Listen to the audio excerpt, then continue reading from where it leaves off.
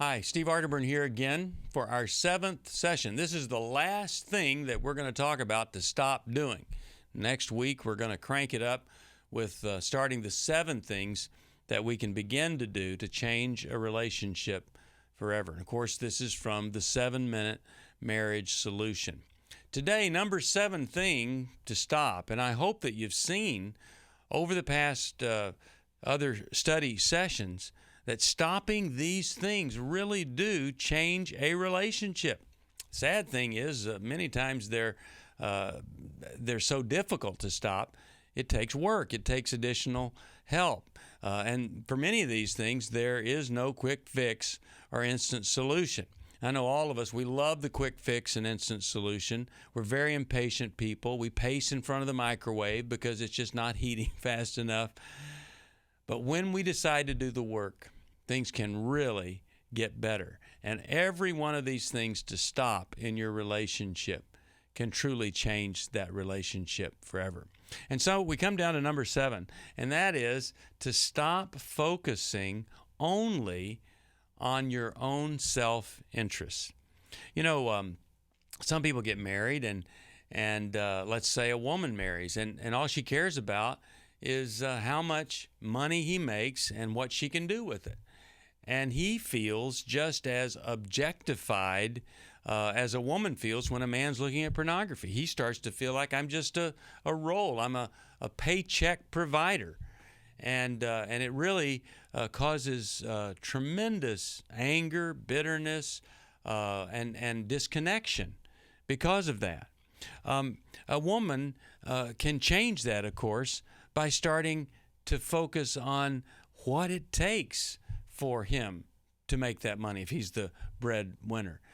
She can focus on what are his insecurities, not just her own interest.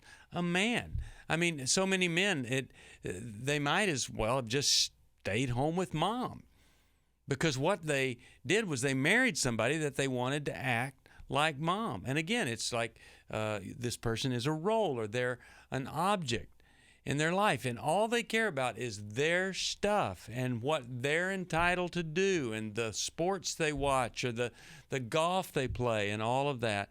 And it really is a very, very disconnecting, dissecting behavior on the part of either one when you're only looking at your own self-interest.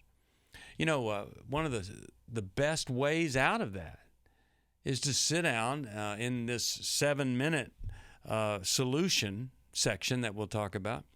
Ask, what is it that I could pray for you for?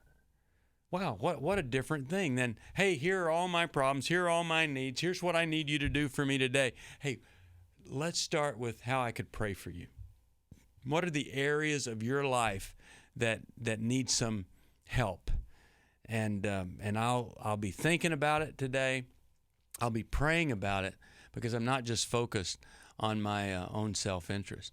And then also, I can tell you some things to pray for me about that shows that I don't think I have it all together, that I don't think I'm all powerful and all wonderful.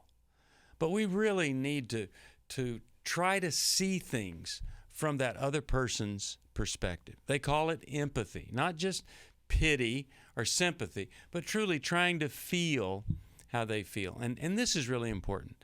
Try to see life from the perspective of the little eyes that used to exist in your spouse.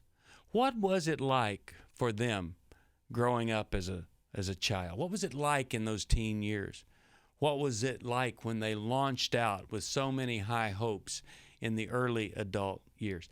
Get into that other person and out of your own self-interest, your own demands, and your own entitlements. And it could be really helpful if you wrote down what some of those demands and entitlements are, or gave your spouse permission to write down some of the entitlements, some of the demands that your spouse feels like that they come out of you. That can really draw you back together. All of us are a bit self-protective. We're a bit self-obsessed. And, you know, that model of Jesus being that humble servant as He led us in the way of God. We can never lose by stepping out, stepping back, and getting into the heart of the person we're married to. That truly can make all the difference in the world.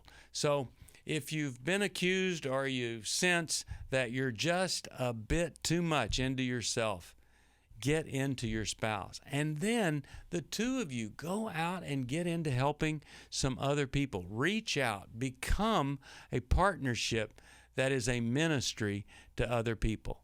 And you will never, ever regret getting out of your space, getting out of wherever it is you live, and walking in the shoes or ministering to people who have a different way of life. And that will lead you both to having this generous spirit that can make such a difference in a relationship.